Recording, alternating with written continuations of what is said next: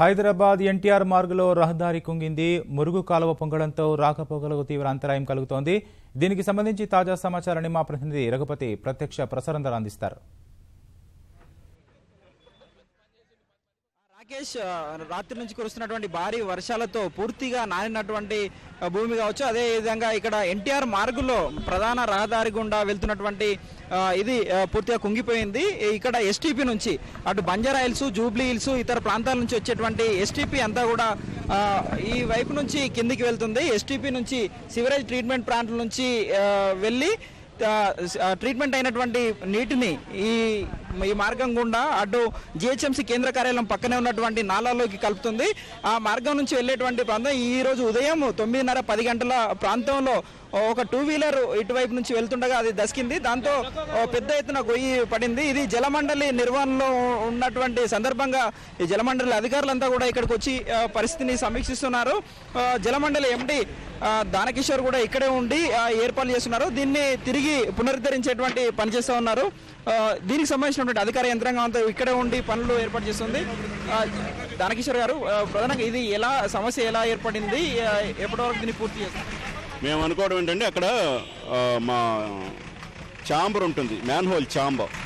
ఆ man whole chamber మామూలుగా ఏం చేయాలంటే దాన్ని మనం రెగ్యులర్గా తీసి ఇన్స్పెక్ట్ చేస్తూ ఉండాలి.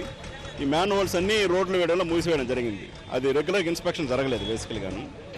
సో నేను అనుకోవడం వరద ఉధృతికి అది కొట్టుకొని పోతా ఉంది. చుట్టూ ఉన్న నీళ్లు బయట వచ్చేసేసి చుట్టూ ఉన్న నీళ్లు కోసేసినట్టుంది అంతా కూడాను. దాన్ని ఓపెన్ చేస్తున్నాము. మీరు చూస్తున్నారు కదా, చాలా పెద్ద హోల్ ఏర్పడింది. చేసిన తర్వాత పైన వచ్చే ఇది చాలా పెద్దది, 1800 mm డయా, అంటే one of the biggest nallahs అన్నమాట మాకు డ్రైన్స్ ఇది. సో ఆ పైనుంచి డైవర్ట్ చేసి ఆ నీళ్లు వదిలేసేసి దాన్ని ఆపిన తర్వాత దీని వర్క్ మొదలు పెట్టాలి. బట్ వర్షం ఆగిన తర్వాత నేను చేయగలుగుతాను, బికాస్ వర్షం ఉధృతి ఎంత ఉందో మనకు తెలియదు కాబట్టి చూస్తున్నాం దాన్ని. ఇది ఎక్కడి నుంచి ఎక్కడి వరకు ఈ నాలా ఉంది, ఎక్కడి నుంచి ఎక్కడి వరకు ప్రవహిస్తుంది? ఇది చాలా పెద్ద నాలా అండి. ఇది మాకు almost let me ask 1 minute. మనకు పైన ఉన్నటువంటి అమీర్పేట, ఎస్ఆర్ నగరు, బంజారా హిల్స్, వీటికన్నిటికి సంబంధించినటువంటి నాలా ఇది బేసికల్గాను. ఆ పైన అంతా కలిసి ఇక్కడికి వచ్చి 1800 mm మెయిన్ అంటాం దీన్ని బేసికల్గా. సో చాలా హ్యూజ్ నాలా. ఇది కిందకి వెళ్ళి మళ్ళీ మనకు హుస్సేన్ సాగర్ కింద నుంచి వెళ్ళిపోతుంది పైకి. ఆఫీస్ మీద నుంచి వెళ్ళి మనకు అంబర్పేట కలుస్తాయి ఈ వాటర్ అంతా తీసుకెళ్ళేది. పునరుద్ధరణ పనులు చేయాలంటే ఇప్పటికే పూర్తిగా లోతట్టు ప్రాంతాలన్నీ కూడా జలమయమయ్యాయి. దీన్ని డైవర్ట్ చేస్తే కనుక మరింత ఇబ్బంది తలెత్తేటువంటి, మనం కొంచెం వర్షం ఉధృతి జరిగిన తర్వాతనే మొదలు పెడతాము. ఒకవేళ అలాంటి ఇబ్బంది లేకుండా ఉంటే వెంటనే మొదలు పెట్టిస్తాను. నేను అనుకోవడం వర్షం ఉధృతి ఉంది కాబట్టి కొంచెం వెయిట్ చేసి ట్రాఫిక్ కంట్రోల్ చేస్తారు. ట్రాఫిక్ కమిషనర్ గారు కూడా ఉన్నారు. సో పక్కన మనకు ఒక ఎస్టీపీ ఉంది. వీలైతే అక్కడి నుంచి కట్ చేసి డైవర్ట్ చేయడమా, ఇదన్నీ కూడా వర్షం తగ్గిన తర్వాత మొదలు పెట్టిస్తాం. అదేవిధంగా ట్రాఫిక్ కమిషనర్ గారు కూడా ఉన్నారు. సార్, ప్రధానంగా అంటే ఈ మార్గంలో ప్రధానంగా ఎక్కువగా రద్దీ ఉండేటువంటి ప్రాంతము, ఈ ట్రాఫిక్ని ఎలా డైవర్ట్ చేస్తుంది? మన ఇప్పుడు ప్రస్తుతంగా 1 సైడ్కి 2 సైడ్ ట్రాఫిక్ రన్ చేస్తున్నాము. దాంతో కొంచెం స్లో అవుతుంది, but traffic will keep moving. మన దానికి కంప్లీట్గా బ్లాక్ చేస్తే వేరే ప్లేసెస్కి కూడా ఎక్కువ ట్రాఫిక్ అవటానికి కూడా ఛాన్సెస్ ఉంటాయి. అక్కడ కూడా ప్రాబ్లం ఉంటుంది. సో దానికే ప్రాబ్లంకి లిమిటెడ్ ప్లేసెస్లో పెట్టే విధంగా పెడుతున్నాము. సో ఒక్క సైడ్కి 2 సైడ్ ట్రాఫిక్ రన్ చేస్తున్నాము. మధ్యలో ఓపెనింగ్ చేసి కొంచెం ఒక స్మాల్ స్ట్రెచ్కి కొంచెం ఇబ్బంది ఉంటుంది, స్లో మూవ్ అవుతుంది, బట్ మూమెంట్ ఉంటుంది. But traffic will not stop, because same ట్రాఫిక్కి వేరే ప్లేస్కి డైవర్ట్ చేస్తే అక్కడ కూడా ఆగిపోతుంది. రాత్రి నుంచి కురుస్తున్నటువంటి భారీ వర్షాలతో ఈ హైదరాబాద్లో కూడా వివిధ ప్రాంతాల్లో, పంజాగుట్ట కానీ, బేగంపేట కానీ, మిగతా ప్రాంతాల్లో కూడా ట్రాఫిక్ కొంత ఇబ్బంది ఏర్పడింది. దీన్ని ప్రస్తుతం దాని యొక్క పరిస్థితి ఏ రకంగా ఉంది, ఎలా దాన్ని క్లియర్ చేశారు? ఇప్పుడు మీకు అందరికీ తెలుసు, ఇది చాలా ఎక్కువ వర్షాలు వచ్చాయి. సో ఎక్కువ వర్షాలు వస్తే కొంచెం రోడ్స్ చాలా వెట్ అయిపోతాయి. మన స్పీడ్ చాలా తగ్గిపోతుంది. స్పీడ్ తగ్గిపోతే క్లియరెన్స్ కొంచెం తగ్గిపోతుంది. బట్ కొంచెం వాటర్ రిసీడ్ అయిన తర్వాత నాలాస్లో పోయిన తర్వాత వాటర్ తగ్గిస్తే కొంచెం స్పీడ్ ఇంప్రూవ్ అవుతుంది, క్లియరెన్స్ కూడా బాగా ఉంటుంది.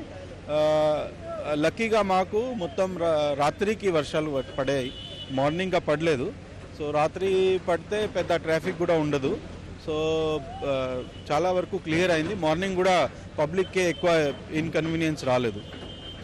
ఇది మొత్తంగా ట్రాఫిక్ సంబంధించినటువంటి అదనపు కమిషనర్ కూడా ఇక్కడికి వచ్చి ఇటు ట్రాఫిక్ను ఎన్టీఆర్ మార్గ్ వైపు నుంచి వెళ్ళేటువంటి ట్రాఫిక్ను పూర్తిగా దారి మళ్లించడం జరిగింది. అటు సెక్రటేరియట్ అటు ఐమాక్స్ నుంచి ఐమాక్స్ వైపుగా దారి మళ్లించడం జరిగింది.